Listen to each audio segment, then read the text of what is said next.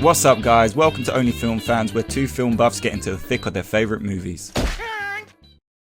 Let's talk about the worst accents that you've ever heard in a movie. Go on. Well, there's quite a lot. So I'm going to go with my first one is Nicolas Cage in Con Air. Oh. So if you have seen this movie, or if you haven't, quick little backstory. Nicolas Cage is meant to be playing Southern American, like playing from someone like Texas or something like that. And he just does an absolute butchering of the accent. And he's in prison for something he didn't do. It's my daughter. Just as long as you know I'll be getting that back at some point. Oh, shucks. What you looking at, punk? Nothing, I was just admiring your cage. Like how he firebombed that senator's yacht with two of his own cousins on board. Why would he sweat about killing some hired guns once they'd served his purpose? Now think about that. If it was my barbecue, I'd wait for that old jumbo jet in the sky. Nice jet. You fire that weapon. Don't treat women like that! Wow. For me, like, obviously there's like such like little iconic lines in that movie as well, like put the bunny back in the box. Put the bunny back in the box. Like, it's just the whole time, it's like obvious, it just sounds like Nick Cage like, the whole time. And it's like, it doesn't sound Southern. For what I've seen, there's a lot of videos out there like just disliking this accent, and a lot of people take the piss out of it. Okay, if this was a game of like cards, which I don't play, but I'm gonna raise you another Southern accent by none other than Jason Statham. Right, let's take a look. Lake Okeechobee, please. Yes, sir. Take Highway 441 to Pelican Bay. What's your husband do? Oh, divorced. At least it wasn't stolen. Could probably get it for about 19.5-ish. Still pricing. I'll have to meet him someday. Yeah. Since I was about 3. Tell the truth, I was born in Ecuador. I love how they've kept it of like just such minimal words and dialogue. It's like we can't have him talking. We can't have him talking for more than a few fucking words. Like, oh my god, the hat. As soon as I saw the hat, I wanted to burst out laughing. That's just too much. The worst part is there is another clip where he talks for a little bit longer. Like, he gets minimal lines with this Southern accent, right? But there's this point where he goes, but Jesus Christ. But the funny thing is, bro, is that I think that this is his disguise. I watched the film. I couldn't watch too much of the film, right? I was going to say, what's going on? Jennifer Lopez as well? Yeah. So I couldn't watch too much of the film, but see, the thing is like this is his disguise a little bit, this Southern accent, which is like the biggest red fucking flag. That's like wearing pink camouflage in the jungle, right? That I'm a fucking fake. But see, I don't have the full context of watching the film. I just heard the accent, right? And I went, you know what, bro? He gives up. If he's supposed to have this accent throughout the whole film, like we see in Beekeeper, he just gives up at times. He's literally like, yeah, basically they owe me a living. And then all of a sudden he's like, so basically we got to turn a stone. And it's like, oh, Jason, bro, how do you get paid? I can raise you one with now an American doing a British accent. And my friend, I give you Don Cheadle in Ocean's 11. Oh. You can't hear none of the lyrics. You can't even get with the beat with all them bleeps in it. Chips. Hang on to your knickers. You tossers! You had one job to do! Hang on, are you accusing me of booby trapping? What? Hey, is Danny about? Yeah, he's waiting around the corner. Oh, it's terrific. It'll be nice working with proper villains again. I'm not easily offended, but Jesus Christ, that actually hurts to hear. Like, there's one bit in it after that. I tried finding the clip, but I couldn't really grab it that easy. And hopefully I can find it, send it to you. He goes like, oh yeah, it didn't go right. And like, I was Barney Rubbled. And they're like, what? And he goes, Barney Rubble in trouble. And it's like, oh my fucking, like, no. Like, no, Don Cheadle, no. Oh, leave it out. Like, how is nobody behind that camera saying, what the fuck are you doing? Like, that is not a British accent. I'm If convinced. anything, he doesn't need to be British. It's silly. I'm convinced, bro. He needs to go to court for defamation because that was a butchering of an accent. That's terrible. That is cultural appropriation. Yeah, that right there is cultural appropriation. That right there, that is terrible. It's so bad. Oh my god, the fact that he went terrific. Whoa. Now. Yeah, and you know what, right? I'd like Don Cheadle. I think he's a fucking really good actor. Quality. And I just do not understand what the fuck that was. Why didn't Brad Pitt pull him on it? I don't understand. Nobody there did. Brad Pitt should have pulled him on it. Fucking person. No, because not one person there that said anything. No, quickly. Someone said that Brad Pitt's, Irish traveller accent in Snatch was the worst accent they've ever heard. But we as British people know he got it spot on. So being around amazing, going around Guy Ritchie and all of the British culture, whatever. Why didn't he turn around and go, listen, mate, come on, like you're pulling our leg, ain't you?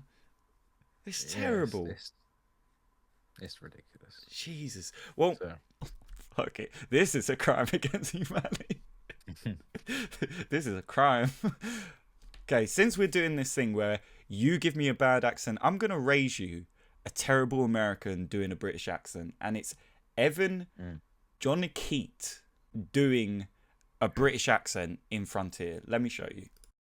Lord Benton, you are hereby removed from your post as Governor of Fort James. You will be placed under Captain Gray's charge until you return to London, where you will answer, where was that? Of Father James' coffin.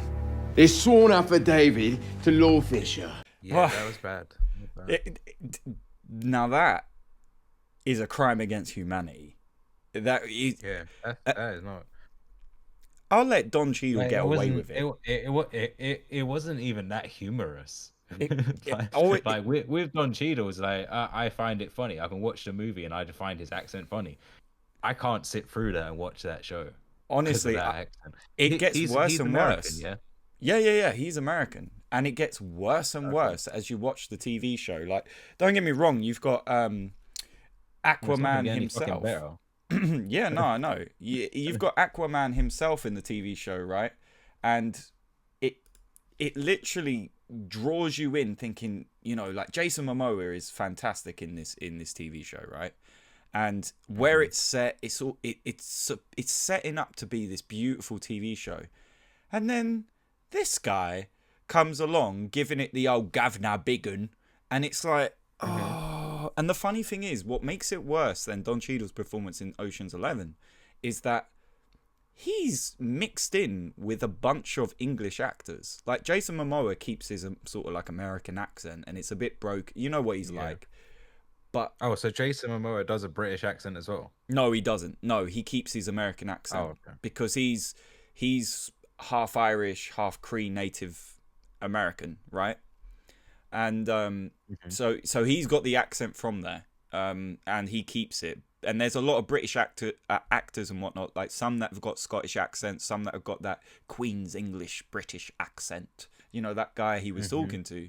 But then this guy comes along and just fucking defamation at its finest. It's not even cultural appropriation at this point. It's just a slaughtering. It's just dreadful, man. The next one, my friend, I can raise you with another bad English accent. Irish actor Aidan Gillen as Peter Baelish Littlefinger in Game of Thrones.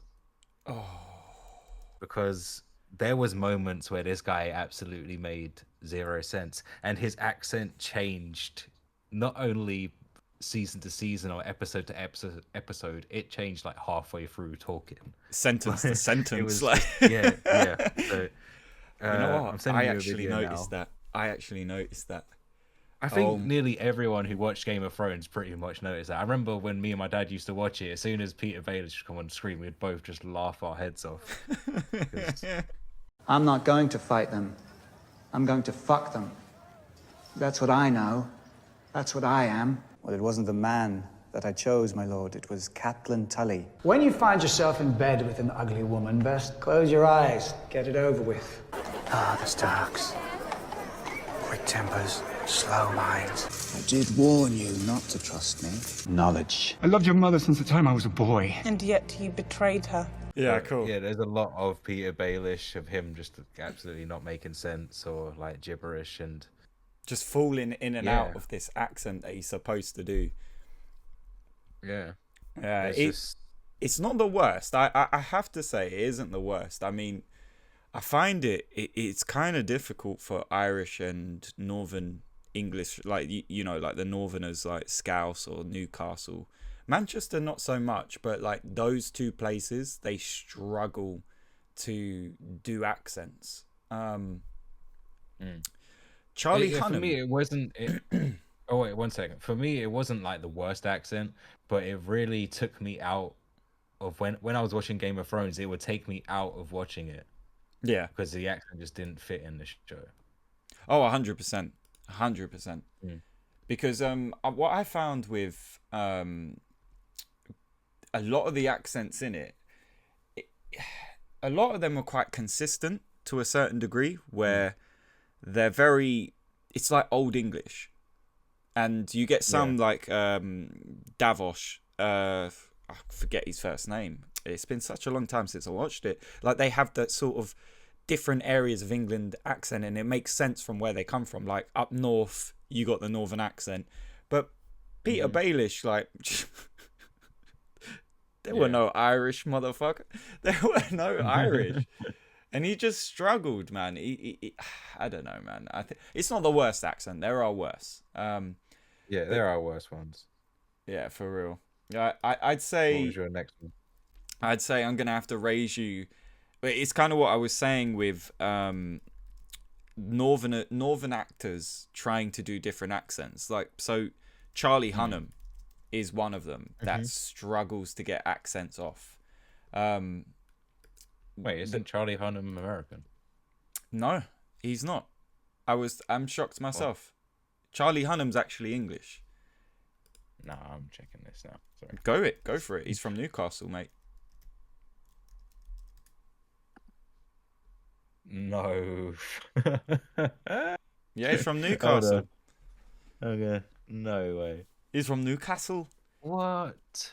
Yeah, but they struggle, okay, man. Well, okay, right. So I'm gonna have to backtrack and say I take back what I said about him having a good accent in fucking The Gentleman, because you should. You should be having a better accent than that. Yeah, yeah. But what the hell happened in Grey Street then? Honestly, I don't, because this happened.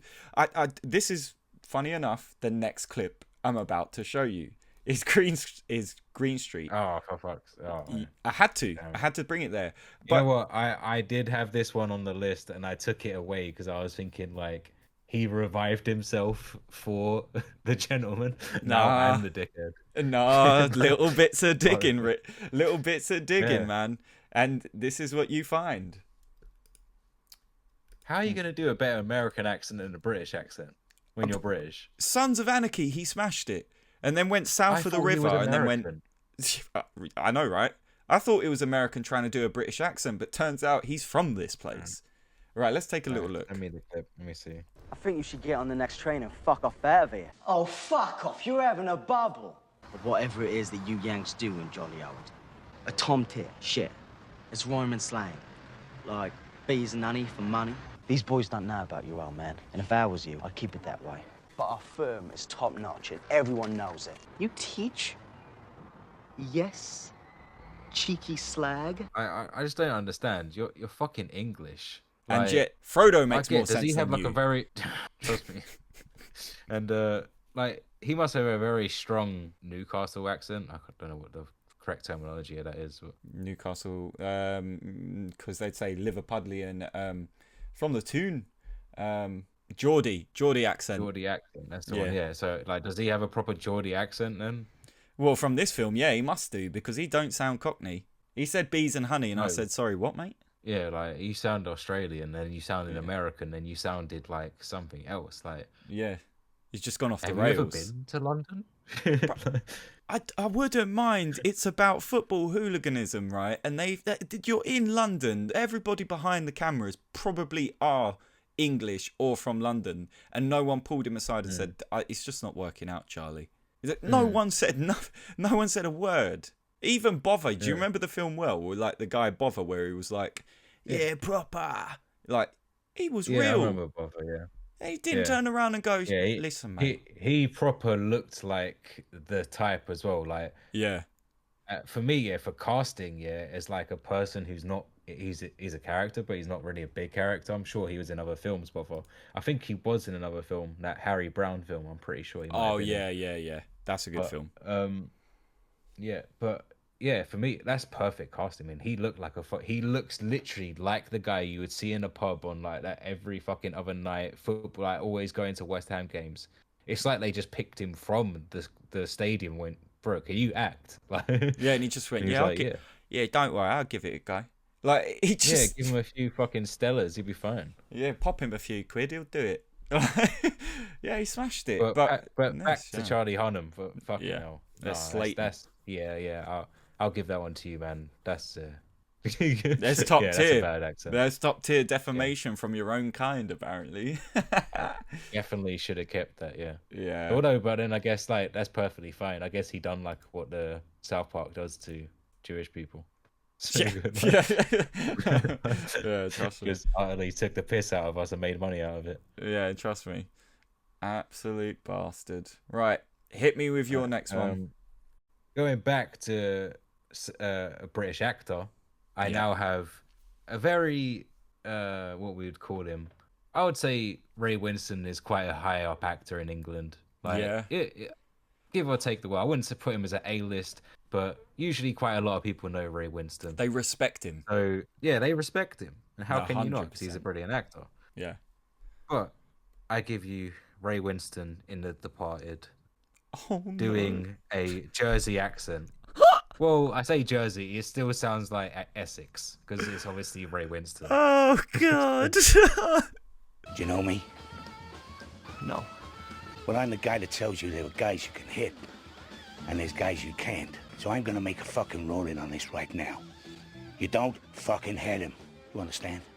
You make one more drug deal with that idiot fucking cop magnet of a cousin of yours, I'll cut your fucking nuts off. You understand that? Get the fuck out of here. If that is not a Tony Soprano impression, I don't know what is. But the problem is like Tony Soprano pretty much does this thing where he goes, he starts off kind of slow and then just accelerates. He goes like 0 to 60 in like 2.3 seconds. Like for me, it was like the mannerisms. It's just like watching it, I was like, is he trying to do Tony Soprano? It's like you look over your shoulder, it's like he's doing fucking Tony Soprano. He's doing a fucking Tony Soprano right now. And it's like it's literally like for me, it's like if you've got like any mates from Essex, like I'm quite close to Essex, but I don't. I've got one or two, But like when if you said to them, do a Tony Soprano accent, they're gonna give you Ray Winston in The Departed. Yeah, 100%, 100%. It's just something they can't do for some reason. And I think, do you know why it is? I find with the Essex accent a lot of the time is that they're so close, they're so far gone. They're like traveling Cockneys. Do you know what I mean? Like, you know where you hear the Irish accent, you're sort of like, oh yeah, I kind of pick it up, yeah. And then you hear an Irish traveller, and then all of a sudden you're like, what the fuck? What are they saying? Essex people are almost like, what did he say? What did he say? It's almost it's almost like the Cockney traveller has gone. They've just gone to Essex. They just got like blinged out bedrooms. What have you got next? I've got Cameron Diaz trying to do an Irish accent in The Gangs of New York. Let's have a look. Oh, wow, okay. Go back to the point and leave me to my business, or I will open your throat, so help me God. I would. I don't know which one's yours. You can give her the ginger hair all you want, and the blue eyes, and the this or that, but no, it's not.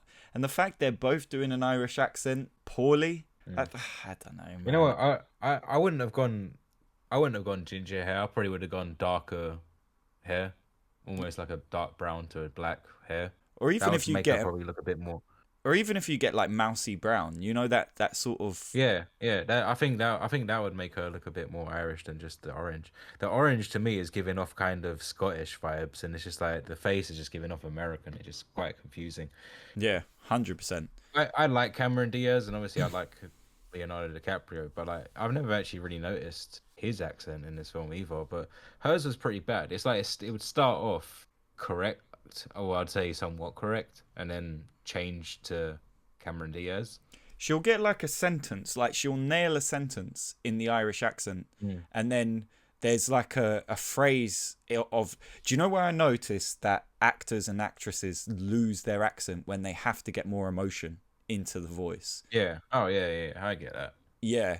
The minute they have to, the minute they have to raise their voice or add some passion to their voice, suddenly they just go back to their roots. And you heard it with Leo's voice when he shouted at her.